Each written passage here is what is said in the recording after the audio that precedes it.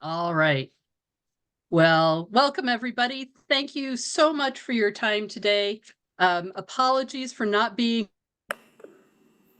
in person between it's folks who are far away and some travel issues and a case of COVID. We just ended up being mostly virtual, but thank you all for being there, and thank you very much to Chris for being in the room with us. We have a really exciting topic today, and one that I've been really an issue we've all certainly been following, but one where we have a unique opportunity here in Indiana to really talk about the impact that this the Bayh-Dole Act has had, and our role in it, which is large and important, and certainly something we want to highlight wherever possible. Purdue's background in this is, some may or may not know, if you don't know the history behind the act, is very consequential. It was, I believe the fellow's name there was Ralph Davis. Did I get that right? With Purdue, who really brought this idea forward to Senator Bayh and was talking about the issues that they were having with technology transfer that really sparked the entire process. So we are grateful to them for acknowledging that there was an issue and getting some action done on it. Since then, in the 44 years now, I think, since the act was implemented back in December of 1980, it has really transformed the innovation landscape in the United States. And we certainly, it's no overstatement to say that there would not be a life science industry without the Bayh-Dole Act. So this is particularly consequential for our sector and any sector with a lot of technology and that involves a lot of research and development. So it's this is very important territory that we're entering into today. I am delighted that we are being joined by three people who have absolutely firsthand frontline knowledge of not just the history of the Act, but how it's playing out today and what we need to think about going forward and where we need to go to preserve and protect innovation, particularly in the life sciences industry, this as things are progressing here by the moment. I would like to introduce in the room there with you, your live body for the day. We are very fortunate to have Chris Bayh. Chris is a partner there at Barnes and Thornburg. He is also the son of Senator Bayh, and he knows this firsthand from having lived it. He is a commercial. I'm sorry, I'm trying to get to the part of your bio there, Chris. He's a commercial attorney with a lot of experience and background in at the federal and state levels in working on congressional legislation, helping people get important pieces of legislation passed. So he has a perfect perspective on how this is going to apply here. Joe Allen, who was joining us from the Autumn Association of University Technology Managers meeting in not so sunny San Diego today. Joe is the executive director of the Bayh-Dole Coalition. I'm going to read his bio here because I want to make sure I get all of this right. He was a professional staffer on the Senate Judiciary Committee to Senator Bayh back in the day. He played a key role in the successful passage of the Act in 1980 and its subsequent amendments.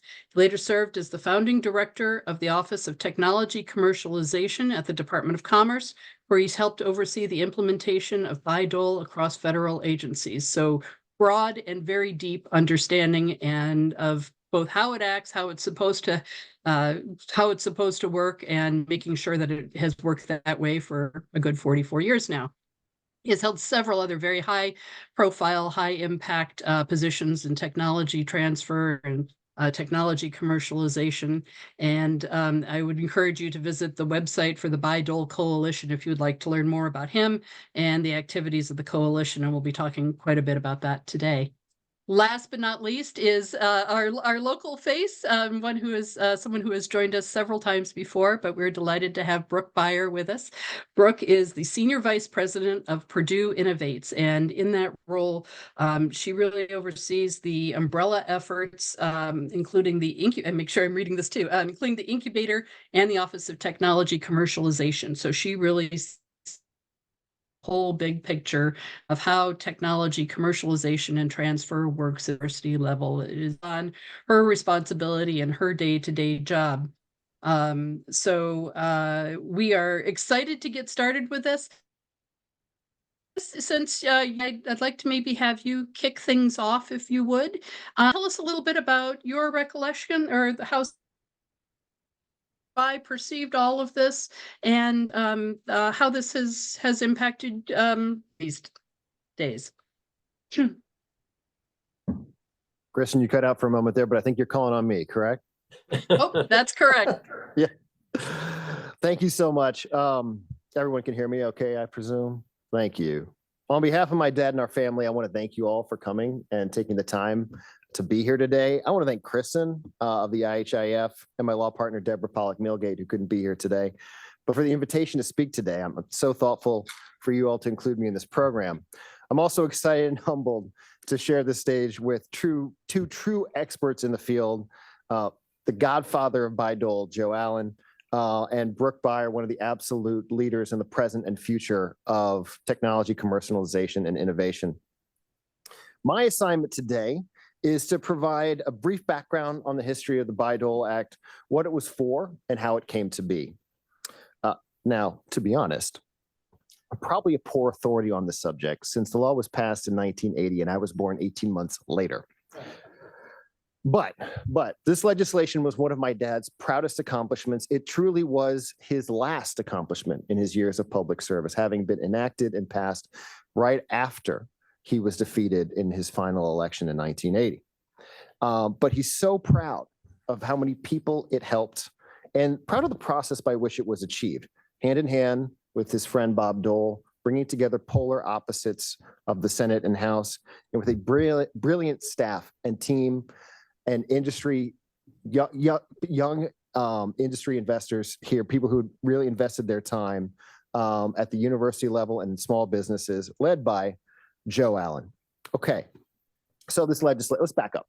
The legislation, what's the point? It arose from a period of economic stagnation and innovative frustration. About a generation before the Bayh-Dole Act, America's coming out of the war and into the American mid-century. And it's at that point that the United States is starting to realize that innovation is going to be a huge part of America's financial future. Big things are happening. We're starting to creep into the space race. We got the polio vaccine. We got first widespread use of antibiotics. Things are starting to be discovered. America is becoming a leader, not just militarily, but economically. And so the United States says, hey, technology, innovation is something worth investing in. And over the following decades, that investment increases. In fact, by the time of Bayh-Dole in the late 70s, the United States is spending over $70 billion a year in research for innovation. But there was a problem, and that's that the return on this investment was soft. There was an inefficiency here. Billions are going into the research apparatus, and not a lot of useful technology is coming out of it and getting to consumers. So what is that problem? Well, it was posited that the problem is in federal procurement and research grant law. The resulting grant agreements with these recipient universities, private institutes, small businesses, leave those entities without the ability to take advantage of the technology they create. That goes back to the government. That approach at the time is based on the following idea. The federal government is giving out a bunch of dollars, a bunch of taxpayer dollars. The point is to go into research that ideally will create something useful. That something useful could have economic value. So it's only fair, goes the thinking, that if the government is going to be investing this money in it, that it should own the product of that research, that it should be able to get a return on its investment for the research dollars it spent. And so these recipients, in getting these grants, do so on the explicit condition that the grantor government agencies have the right to retain the ability to market the product. That seems fair, I suppose, but is it good policy? Even those of you who aren't familiar with this legislation can probably identify that we have an incentives problem. And that's the fact that these grantee entities now have very little incentive to invest the time and money to, after maybe creating the beginnings of an invention, to bring it into something that's refined, useful, marketable, consumable. Plus, the government isn't really doing much with the patents it's accumulating. it's getting lots and lots and lots of its own patents, and it has the right and ability to license those out and to grant the use of those patents out, but it's not really doing that. These patents are all sitting in cold storage and nothing's being made with them. So what Bayh-Dole did, and I'll let Joe and Brooke tell you really how, is it gave the grantees, the universities, the labs, the small businesses, the right and power to commercialize the products that the federal funding generated. So now the researchers and developers are in charge, but think about the shift in the incentives. They have new incentives to experiment with and develop technologies that are actually going to be useful. And then once those incipient technologies start to come to be, they have the incentive to bring in partners or to continue to invest their time and talent to make it something actually useful. Those are the basics. Now, my assignment today, I should say, included providing some of the actual history of how the law came to be. Again, unlike Joe, I wasn't there to see it. But I was there to see my dad write and deliver a speech to the Indiana University School of Public and Environmental Affairs commencement in 1999. And I happen to have a copy of that speech right here. And I can read you an excerpt right now so that you can have some firsthand account in my dad's voice. This is bittersweet for me to read because I miss my dad and because as a Bloomington alum, reading this will require me to say some nice things about Purdue. I'll pick it up from, he has laid the foundation at this point of the speech. He has discussed that throughout the 1970s, America's economic standing in the world has dropped. We have fallen behind our emerging economic rivals in many key industries, and the number of patents and inventions have steadily declined. And I'll pick it up in his voice. The first step out of the wilderness began with a call to my office in the summer of 1978 from, as Kristen identified, Ralph Davis, head of technology transfer at Purdue University. Like Indiana and many other universities, Purdue was making cutting-edge discoveries from research funded by federal dollars. But Davis said federal government policies that prohibited universities from owning these patents and licensing them to businesses killed the incentives necessary for innovative companies to fully develop these new ideas. If a company couldn't own the patent, it would not invest in developing it. I asked Joe Allen, a staffer on the subcommittee on the Constitution, which I chaired and which had jurisdiction over US patents, to check this out. He discovered that although the US government owned over 28,000 patents, less than 4% were licensed to industry. The others were sitting on a shelf at the Patent and Trademark Office. All these new ideas were gathering dust and the taxpayers were getting nothing. Next, Joe and I met in my office with Purdue's Ralph Davis and with two of his associates at the University of Wisconsin and the US Department of Health, Education, and Welfare. The meeting resulted in draft legislation designed to take advantage of the innovation found on campuses and the entrepreneurial skills of small businesses. I asked Senator Bob Dole from Kansas to join me, and the battle began. While Bob and I didn't always see eye to eye, we did agree that the United States could no longer afford to waste billions of dollars on university and small business research with no return on the investment. The legislation was straightforward and easy to understand. Universities and small businesses would retain ownership of the ideas they developed through government-funded research. They could license these patented ideas to industry at large for commercialization and would receive royalties. The inventors, usually professors, also receive a share of the royalties if they assisted in developing the patent to market. The Bayh-Dole bill was introduced, and it got off to a bad start.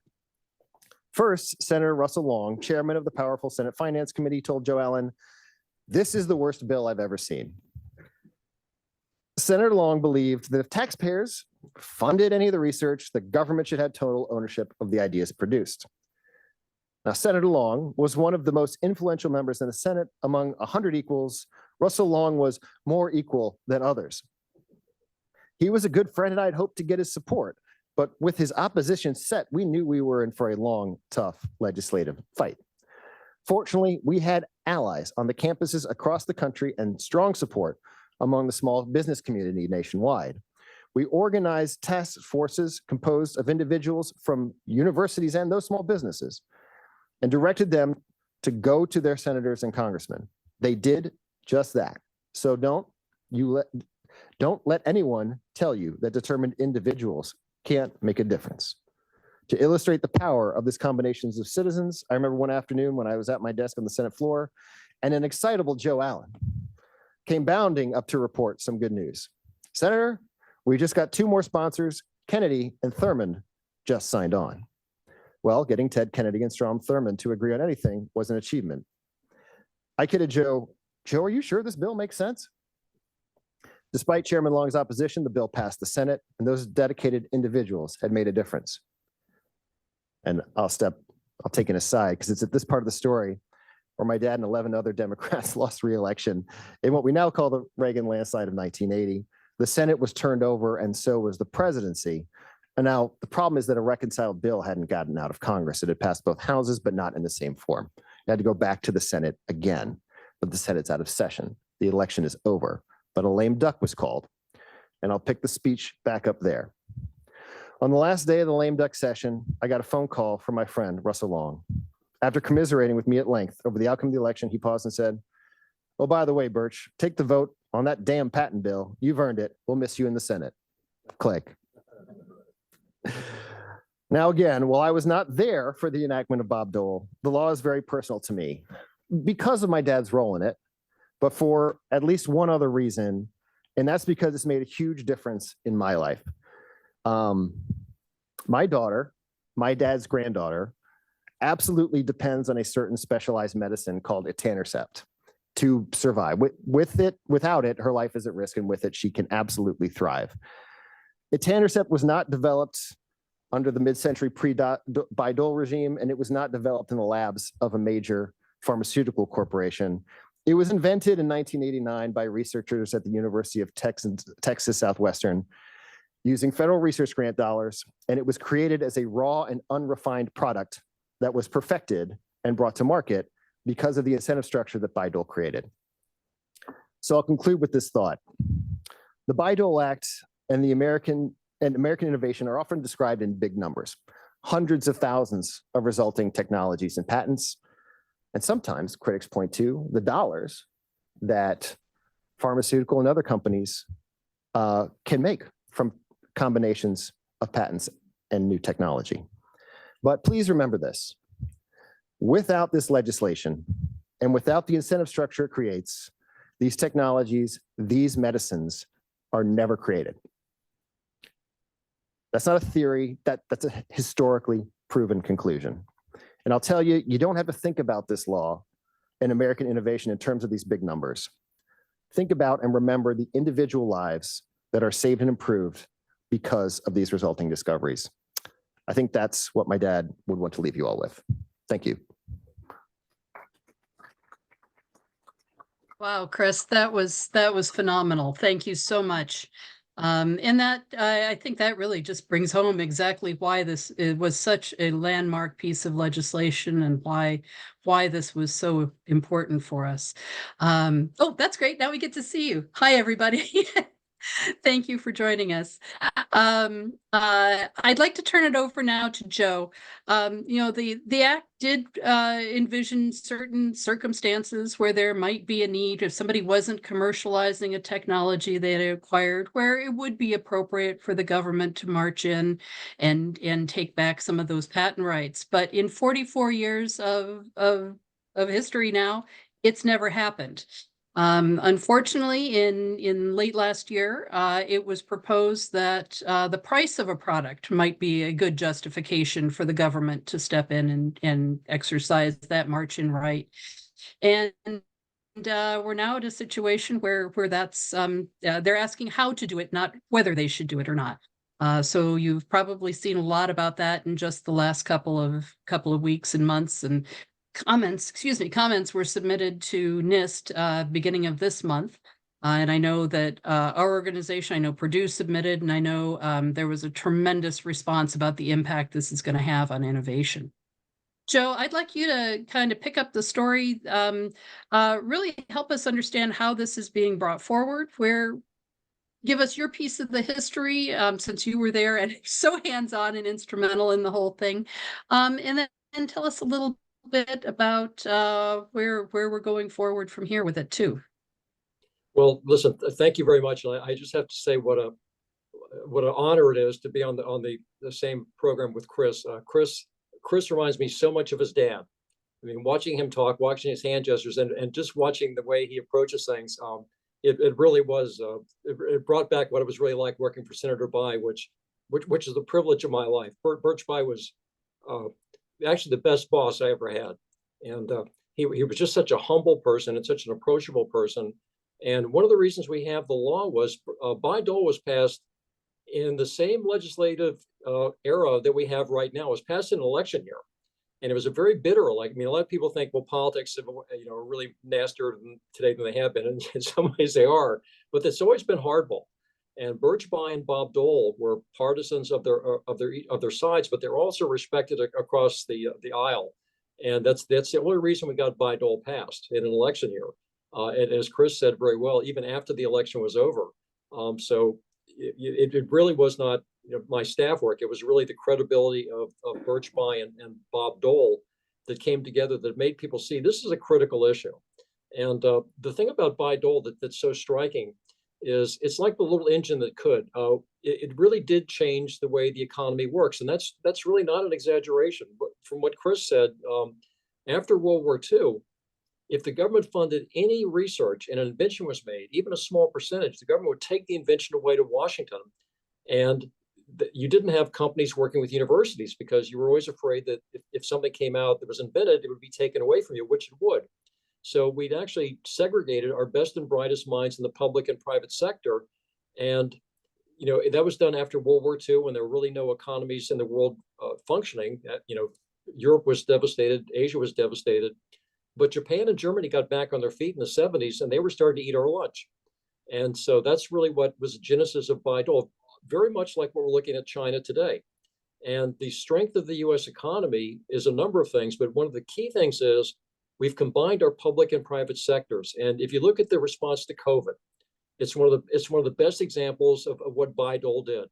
I mean, overnight, you had the public and private sectors coming together, federal laboratories, university people, industry people, when most of us were hunkered down in our homes, and actually, as you are right now with COVID, these people were working. They were working 24/7, and they came up with the best vaccines and therapies worldwide. I mean, in an astounding short amount of time. That was because of Bayh-Dole put confidence in that the government and universities and federal labs are reliable research partners with industry. And the other thing we should add is the real heroes of Bayh-Dole are the industry people, because when the government funds an invention, it's an early stage invention. It's not a product. It's more like an idea of a product.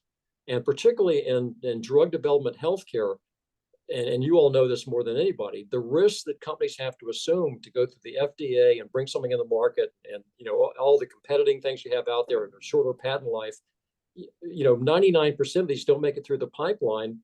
And it's industry that bears that burden, not the government. No one in government loses a job, nor should they, because they're funding research. But there are consequences when things don't work. And again, because of the Bayh-Dole system, we actually have people now that are taking those risks. As Chris was saying, Bayh-Dole did pass, and it passed with an overwhelming majority in Congress, bipartisan majority. But we did have people that didn't like it. And Chris mentioned Russell Long. Well, also the people that were pushing Russell Long was Ralph Nader's group, Public Citizen, and they still don't like Bayh-Dole. So 20 years after we passed Bayh-Dole, it was actually revolutionized the economy. We had, the U.S. now took the lead in health sciences. We were number 3 when Bayh-Dole passed.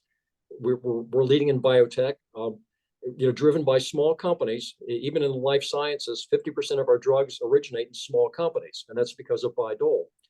But the other side has not gone away.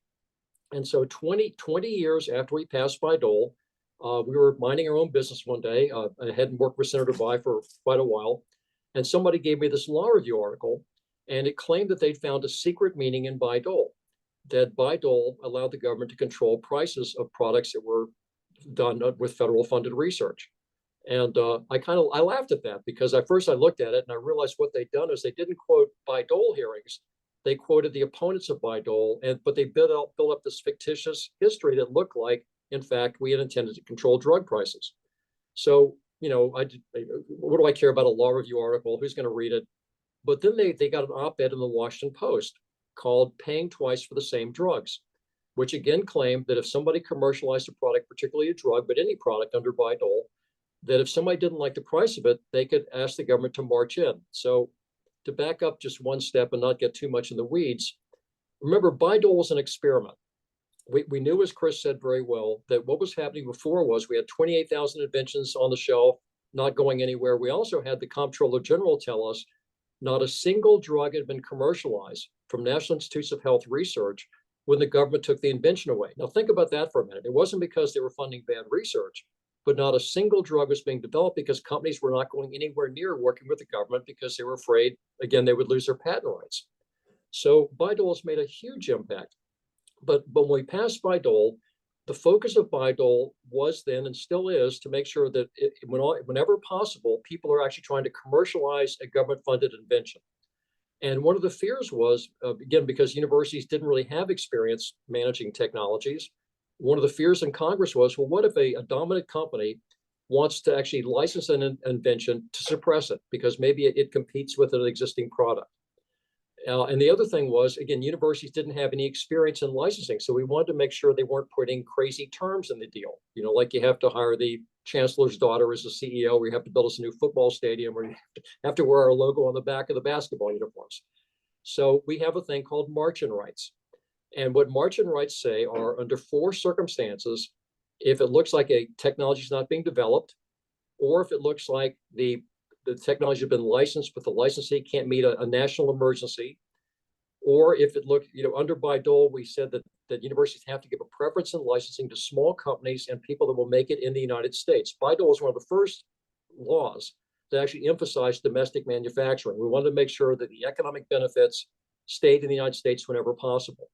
So we also said if a company pledged they were going to make it in the United States and they're making it in Morocco, the government can then march in and force the university to license other people on reasonable terms. And that's the way the law worked for 20 years.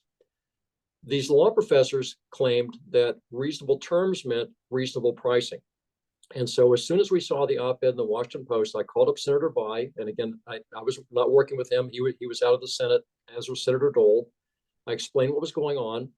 And I said, Senator, this is really serious. I mean, this really turns the whole Bayh-Dole Act on its head, because the essence of Bayh-Dole is we decentralized technology management from the Washington bureaucracy and gave it to people like Purdue to let the people that are making the technology manage it and to get the government out of the way. The Bayh-Dole did not create any new bureaucracy, didn't require any new federal funding. But we did say there are some circumstances, and it's almost like analogous to the airbag in your car. If things really go off the rail, again, if the university is putting crazy terms in there, or if the people are really not trying to commercialize it, or if we can't meet the needs of a national emergency, the government can intervene and say, okay, we need to make sure this is commercialized, but not to control prices. So anyway, Senator Bayh and Dole wrote an opposing letter to the editor of the Washington Post. And then we started having, again, the opponents of Bayh-Dole started filing margin petitions for controlling drug prices. And the National Institutes of Health, on the first one that was filed, actually had a public meeting, and they asked Senator Bayh to testify. And I rode out there with him on the Washington Metro, the subway system.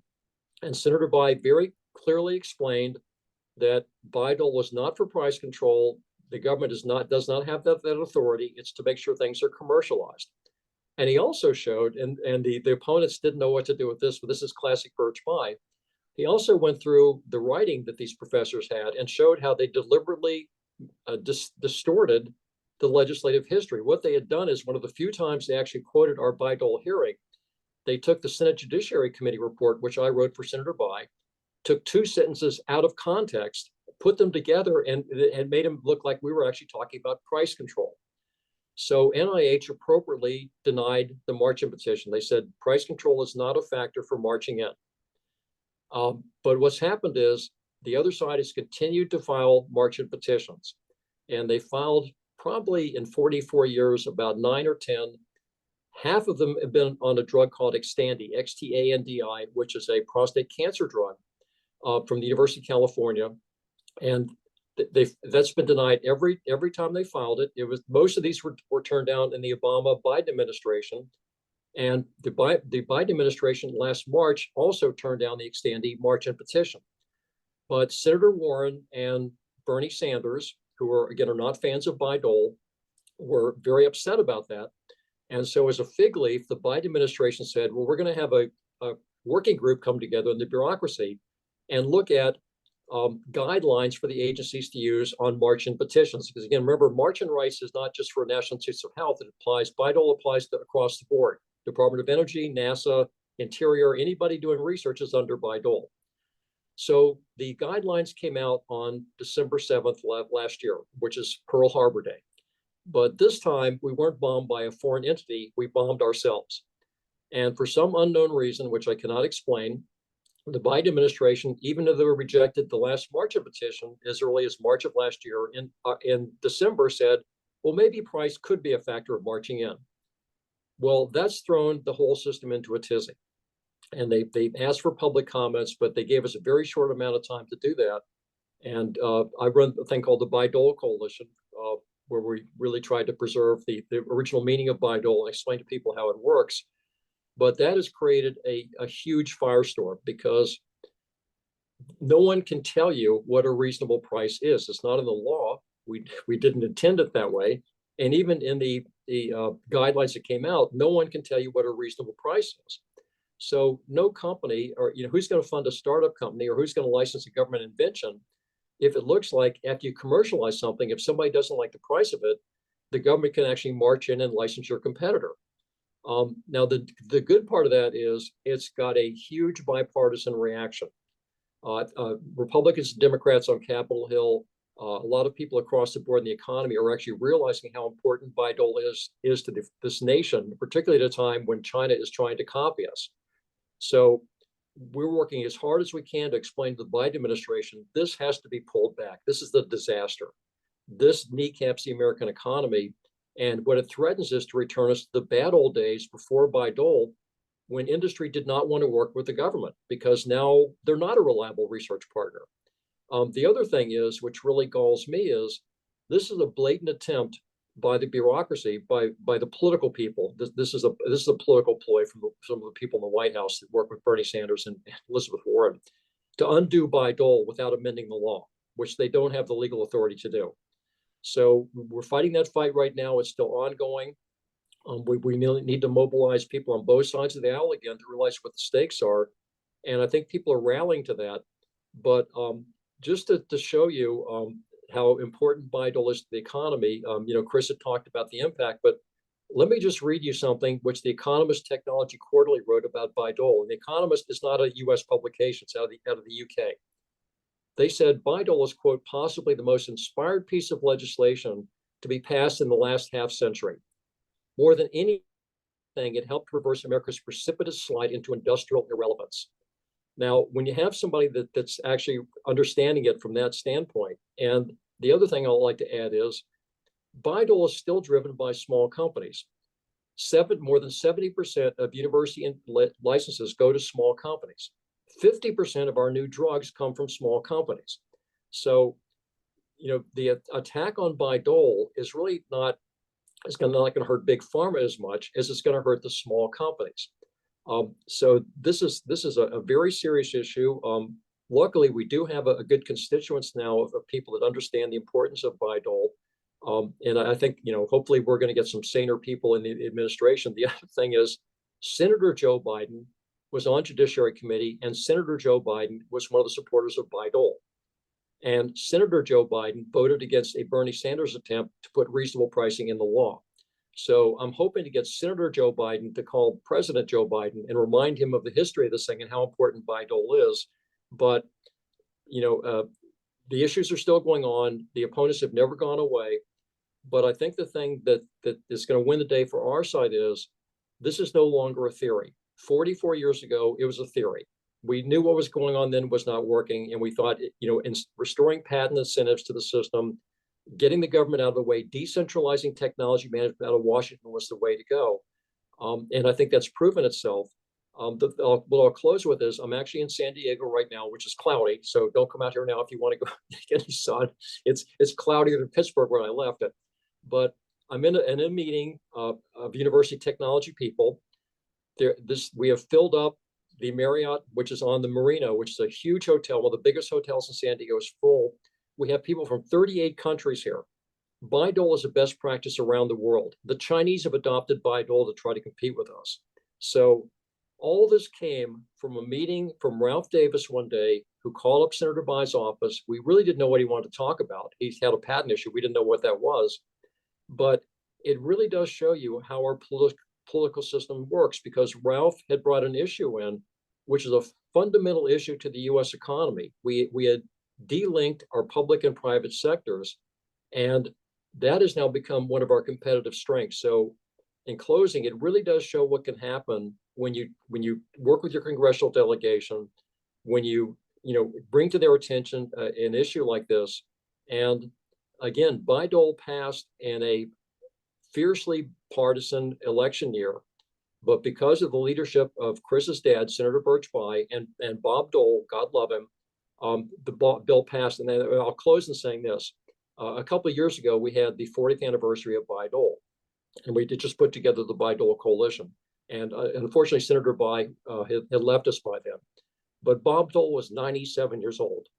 And God love him, he made a video, which is actually on our website, talking about how much he respected and loved Birch Bayh.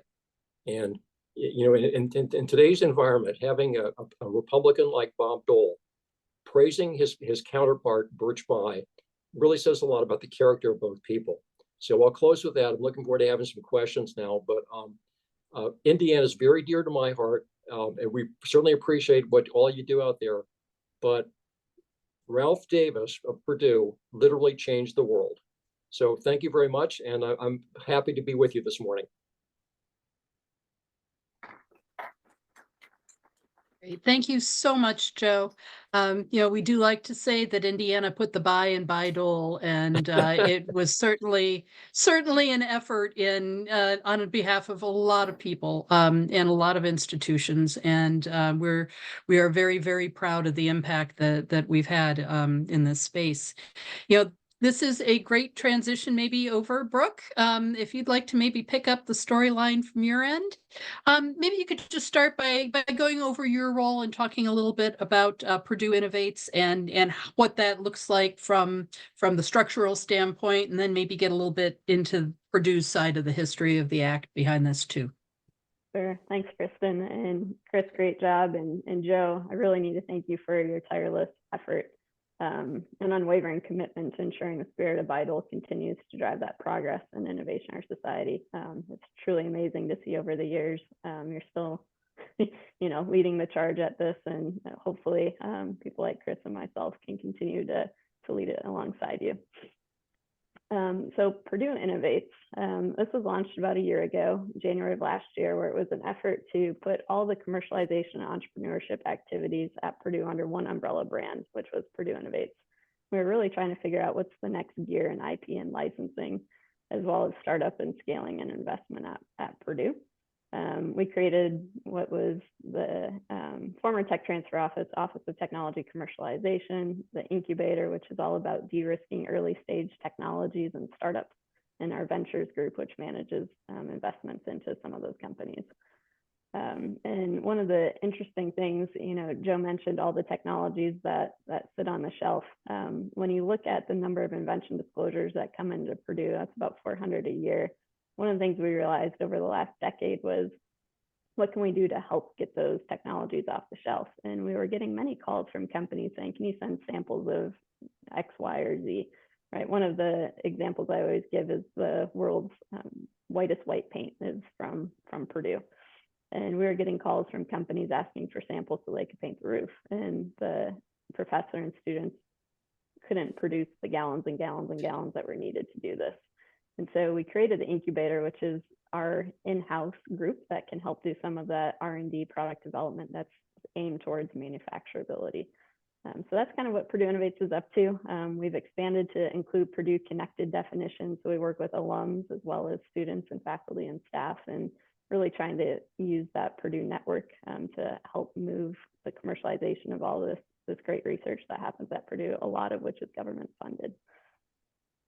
So when I look back, and I don't think I need to rehash it because I think Chris and Joe did a great job of the history lesson of the ties to Purdue. And I know that Joe could certainly do a better job explaining the history in that realm. But the one thing that I will add, and I think Joe has been pretty humble about, and that is I recently read Senator Bayh's biography, and he referenced it as the Bayh-Dole Act. So I chuckled when I saw that sentence there, and I think that highlights that. So when you look at Purdue's statistics, Kristen asked me to give a little bit of an overview of the impact that Bayh-Dole has had at Purdue. Like I mentioned, we get about 400 invention disclosures each year from campus, of which about 1/3 of those are from federally funded research. And that's consistent with our year-to-year numbers. Of the 218 issued US patents that PRF received last year, nearly 50% are covered subject inventions. And in the last 3 years, Purdue has been ranked in the top 5 worldwide for US universities which issued US patents. And I always like to say that's really not quite a fair ranking, since the number 1 is the California system, number 3 is the Texas system. So really, I like to say it's MIT, Stanford, and Purdue are the 3 single universities in the top 3 here. And out of those, issued patents and disclosures I'm talking about, it's not about the numbers and the quantity of what we can do, but it's about getting those technologies commercialized, which is really the spirit of Bayh-Dole. So we execute over 150 license agreements on average each year, and that contains over 230 technologies. So if marching rights are implemented, what would that do to tech transfer? You've heard it from Chris, you've heard it from Joe, but I just want to reemphasize it's going to have a chilling effect on licensing, startups, and investment. So these draft guidelines have the potential to create barriers for public-private partnerships, which could have negative downstream consequences for the US economy, taxpayers, and patients. In my world with the Office of Technology Commercialization, the first thing that comes to mind is licensing, right? So tech transfer offices exist in part to transfer federally funded inventions from academic research labs to industry. Finding those inventions that could really impact patients' lives and the economy is really what our office is trying to do. And this is a complex and challenging process, and adding encumbrances to this process can tip the risk of failure and reward of success analysis for those entrepreneurs and investors away from federally funded inventions, resulting in less human and financial capital being invested in startups and other companies developing federal funded inventions. Furthermore, I think these draft guidelines will chill investment in the federally funded technologies and drive industry to sever its academic collaborations out of fear of being contaminated by federal funding. That is actually a quote that I've heard a couple times in license negotiations, contaminated by federal funding. And that just, it really puts a cold effect on the conversation you're having with the licensee when you hear that. So as Joe mentioned, it's important that this impact would not be limited to pharma, but will be experienced across all technology sectors, clean tech, semiconductors, medical devices, manufacturing. And the intent of this act is really to increase the US global competitiveness through encouraging investment in these small businesses and startups, and fostering collaborations between academics and industry, and not controlling US drug prices. The other thing that it would do from a licensing perspective is it would place US academic and research institutions really in an untenable position of requiring that their licensees agree to be in a continual state of uncertainty about whether the government will march in based on alleged unreasonable pricing when it's time to market a product. So during license negotiations, we're explaining, certain terms and term sheets and licenses, and licensees usually inquire about the implications of a licensed invention having federal funding and the ability of the government to march in. At Purdue, our standard assurance has always been this has never once happened in the history of Bayh-Dole. And I can say that looking the licensees in the eye and not feel like I'm walking on eggshells there. But just yesterday, I spoke with someone who is responsible for M&A at a large biopharma company, and they said that insurance is exactly what they take into the boardroom. If this assurance cannot be provided, the economics of the biopharma industry will not allow biopharma to license federally funded innovations from universities and bring them to market. So added uncertainty and the potential for government intervention at commercialization stage is likely to reduce the chances of federally funded inventions to be exclusively licensed, which runs completely counter to the mission of the University of Tech Transfer, and more importantly, the overall intent of Bayh-Dole Act. So as tech transfer offices are keenly aware, fewer licenses translate to fewer new products and a less competitive marketplace, and as a result, higher, not lower prices if there are new products to price in the first place. That's kind of from the licensing side of things, how our office has seen it. As Kristen mentioned, I also work on the startup side at Purdue and trying to encourage, whether it's Purdue IP to get licensed to startups or to encourage students and alumni to go on their own endeavors. And similarly to licenses, federally funded innovations being halted, investment in startups that have federal funds will decline. So universities really have more than one entity interested in taking a license, and that one entity approximately, at least at Purdue, 70% of the time is a small agile company or a startup formed by an entrepreneur who sees a diamond in the rough and is willing and even eager to take on the risk of failure and put in the significant uncompensated time and effort necessary to attract sufficient investment to develop the technology so that can ultimately find its way to the commercial market. Currently at Purdue, we encourage those entrepreneurial inclined inventors to sign up for programs like the NSF I-Corps and to apply for SBIR funds for their startups, which sometimes can result in federally funded IP. Part of what we do at Purdue Innovates is to educate our startup founders and licensees, which includes informing these company founders of the implications of licensing federally funded IP. Traditionally, this includes an overview of U.S. manufacturing requirements, the importance of submitting annual utilization reports that enable Purdue Innovates to fulfill its obligations reporting to a sponsor. But with the introduction of the NIST framework, our conversations with potential licensees necessarily include the uncertainty surrounding the government's exercise of margin rights for purposes of controlling product prices. So that's from our interactions with licensees and startups. And the third is the investor viewpoint. So as I mentioned, Purdue Innovates has the Office of Technology Commercialization, the incubator, and also ventures. And ventures is all about managing the investments into Purdue connected companies. And from that, we've heard many comments from investors such as, why would I invest in a startup based on federally funded IP in this time of uncertainty? It's really opened the door for startup competitors to leverage the Bayh-Dole Act margin provision as a sword to keep a federally funded invention out of the marketplace. And it will certainly chill investment in federally funded technologies. I think it's important to note that investors have many options. The fear of government intervention and its ability to recoup its investment will grossly outweigh any possible upside. Private investments in small business and startups developing federally funded technologies are crucial to maintaining the health and robustness of the U.S. economy. So in summary, the investment risk reward analysis of nascent inventions coming out of academic labs is already a delicate balance. Tech transfer offices work incredibly hard to find qualified suitors for those technologies, and the corporate sector simply will not develop federally funded technologies if it means that there's a risk that the government could step in and remove its ability to recoup its investment. In fact, company leaders, I've heard this too, may believe they have a fiduciary duty to their shareholders to shun federally funded inventions. Unfortunately, the impact of these draft guidelines will be that federally funded inventions will languish on the shelf and bring the ecosystem back to the pre-Bayh-Dole Act days.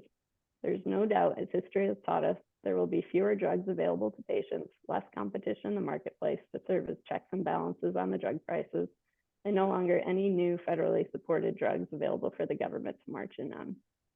Preserving the enormous benefits that the Bayh-Dole Act has had on public welfare and the U.S. economy is crucial to the U.S. maintaining its lead among academic research institutions and industry, and the draft guidelines threaten that continued success. So from Purdue's perspective, I see that from licenses, I see it in startups, I see it in investors, and with the history that Purdue has had with this act, I think it's really important to highlight that, and that's why Purdue's been very vocal on this issue and looking to Joe to lead it and ride along shotgun with him as whatever it will take. Thanks, Kristen. Thank you so much, Brooke. I think you put into great perspective the magnitude of the threat that we're facing. And, the thing we keep reminding people is that just because it hasn't happened in 40 years doesn't mean it can't happen going forward. And we all need to be vigilant. We all need to be vocal. Joe, maybe since you are the coalition and you are leading the coalition of the willing in this case, could you talk a little bit more about what are some of the things people can do now? Everybody's submitted comments.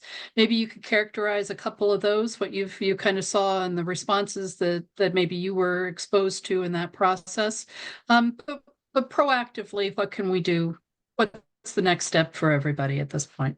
Well, they're actually, with every challenge, there's always something good that comes out of it, and this has brought out some good. One of the things has been, a lot of people were thinking of margin rights as clearly a drug industry problem, and now it's become apparent to people that this is a across the board problem because, again, I want to emphasize again, what we're looking at now is not a flaw in Bayh-Dole. What we're looking at is a deliberate attempt without amending the law to turn the law on its head. And so that is really outraging a lot of people on Capitol Hill on a bipartisan basis. That violates the fundamental principle of our Constitution. The legislature is the one that enacts laws, not the executive. I was astounded at the response we got. What happened was these guidelines came out on December 7th of 2023. And they only gave a 60-day comment period. Now that 60-day comment period was over the holidays. So we lost Christmas, New Year's, Hanukkah, Martin Luther King Day, you couldn't have had a more holiday packed 60 days than we got. So they were clearly trying to truncate the ability of people to respond. There's like 50,000 comments that came in. Most of them were cookie cutter comments from the other side saying, I want lower drug prices, thank you. What came in from our side was we got tremendous comments, not just from universities like Purdue. We got comments from the National Venture Capital Association, people putting their own money in the system. We got comments from the small businesses because this affects small businesses across the board. We're getting comments in from people outside the life science industry to say, wait a minute, this kneecaps us. And the other thing is, people looking at things like the CHIPS Act, clean energy technologies, all those are threatened by this because they would be susceptible to anybody coming in and saying, I don't like the price of a product, I can make it cheaper. So I think that's really getting a response back. Now, even though the comment period has ended, this is going to be solved politically. So we are working there. You're going to see very soon now a bipartisan letter from Capitol Hill, Democrats and Republicans, to the president saying this should be rescinded. We're asking, we're not trying to fix the guidelines. The guidelines are fatally flawed. We're saying these should be pulled back. This is doing incredible damage. And the irony is, the other thing we haven't talked about yet is there's a group called Vital Transformation who do impeccable research. And they put out a paper, actually, ironically, about a month before these guidelines came out, showing that even if you marched in, you would not control drug prices for a very simple reason. Bayh-Dole only impacts federally funded inventions. And if you look at almost any drug, they have a multitude of patents around them. Maybe one or two might be a Bayh-Dole invention or patent, but the other ones are formed by industry. They're not susceptible to margin rights. So the opponents who've been pushing this have now had to concede publicly, oh no, well, this really wouldn't control drug prices after all, which is the very reason that the Biden administration said they were doing this. So we've been able to show just in last month, hey, wait a minute, this is not going to control drug prices. Even the other side's conceding it, but it's going to kneecap American small companies. And as Brooke said very well, it's now making it toxic to look like you're licensed or form a company around a Bayh-Dole invention. So your members are one of the keys. We need to hear from industry people because, again, I can say in theory this is bad. Purdue can say, well, this is having an impact, but you're the folks who really are carrying the load of Bayh-Dole. It's the venture capital people, the small companies, and large companies too, if they're licensing us, that have to pick up the burden of development. And I think the more we hear from those people, hey, wait a minute, this is really going to make us have to think twice about it. And also your economic development people. Because remember, before Bayh-Dole, universities were not a driver of the local economies. I mean, they had students come out, and we certainly don't want to denigrate that. But under Bayh-Dole, we formed 3 new companies and commercialized 3 new technologies every day of the year. Bayh-Dole is a driver of every state economy across the board. And we need to get the word out now, whether you're a blue state or a red state, this is going to have a devastating impact on your economy. And the irony is it will not do a thing to lower drug prices. So if you want to give a gift to the Chinese, this is, December 7th, I'm a history nut. December 7th used to be Pearl Harbor Day when we got bombed, a surprise bombing. But that was done by a foreign adversary. We've now done a surprise bombing on ourselves, and this last December 7th. And I think we need to let the Biden administration know, and without as politely as we can, that you've done incredible damage to the U.S. economy at a time where we're now almost like in the pre-Bayh-Dole era. The Chinese are very serious about running us off the road economically, and they've replicated the university system focusing on basic research. They've adopted a Bayh-Dole Act. The Chinese have adopted Bayh-Dole as a best practice to integrate their research universities into their economy. And so at the time they're doing that, how in the world can we pull the plug on Bayh-Dole? It doesn't make any sense. So I think we need to get the word out now. As Bill Clinton said, and in the election, it's the economy, stupid, which is the key thing. And we need to reinforce that, because this is going to be a body blow to the U.S. economy. And it won't do a daggone thing to reducing drug prices, but it will reduce the number of new drugs available. It's going to have an impact, but it's not going to be the impact they're talking about.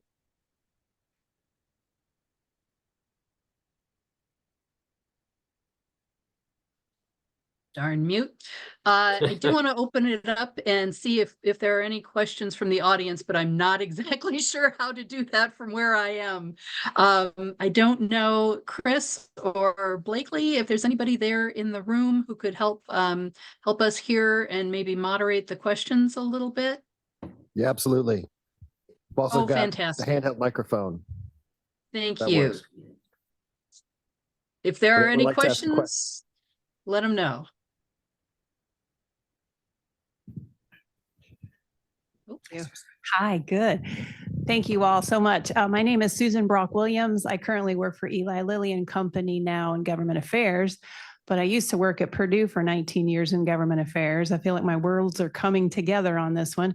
And then Chris knows my husband used to drive his father around the state when he'd come home to visit and find all the Dairy Queens.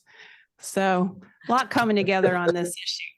My question is, we're sitting here in Indiana.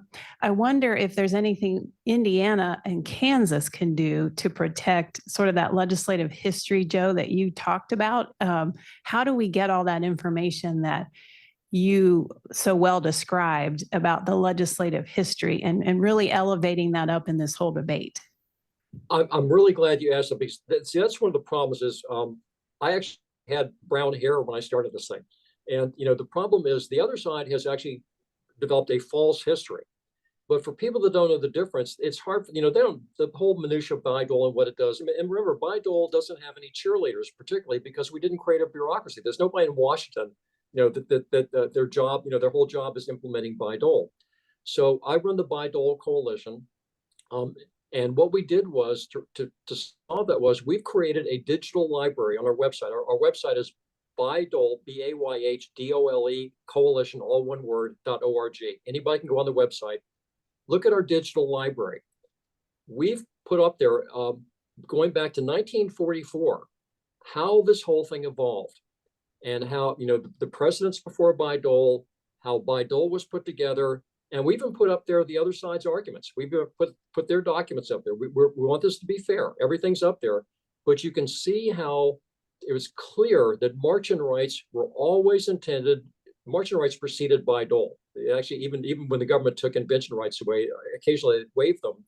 But they said, okay, but if you're not commercializing it, we can march in and take it away. So marching rights go back to the Truman administration. And the Kennedy administration and Nixon administration actually amended that. We took some of the same language from President Kennedy in 1960, from President Nixon in 1971 in Bayh-Dole. So if you look at that digital library, it's all laid out there, and that's made a huge impact on the debate, because on the good news part is the media now is actually reflecting our side of the argument as well as the other side of the argument, and they're realizing, hey, wait a minute, Bayh-Dole was Bayh-Dole ever intended to control prices? And we can actually show factually, no, it was not, including Senator Bayh's statement. So if you look at, again, the digital library and the Bayh-Dole Coalition, you have to be a member, although we do encourage members, but you have to be a member to look at it. But it's all laid out right there. And the other good thing I should say is the facts are on our side. The other side was used to bullying people around and having people duck and sit down. We're not doing that. We're pushing them right back in their faces. Not attacking people personally, but this is a deliberate attempt. It's a deliberate attempt to misrepresent what Bayh-Dole does and to turn it on its side. So it's not decentralized management now. It's the Washington bureaucracy deciding what you're going to do and whether you're going to do it or not. And that is not Bayh-Dole. Thank you. Maybe Kristen's counterpart in Kansas, you two can get together and become the defenders of this act. Thank you, Susan. I will ask Thank you, Sonia what Susan. she thinks about that. I do want to let you know, we're at our time limit. IHIF, as Joe and I keep promising this, but we will be joining as soon as we finish our rebranding effort, which will be shortly. And we're going to be happy to participate and be a supporter of the Bayh-Dole Coalition going forward. Because I've been a big fan work for a very long time now. So I want to thank everybody again for joining us, Brooke and Chris.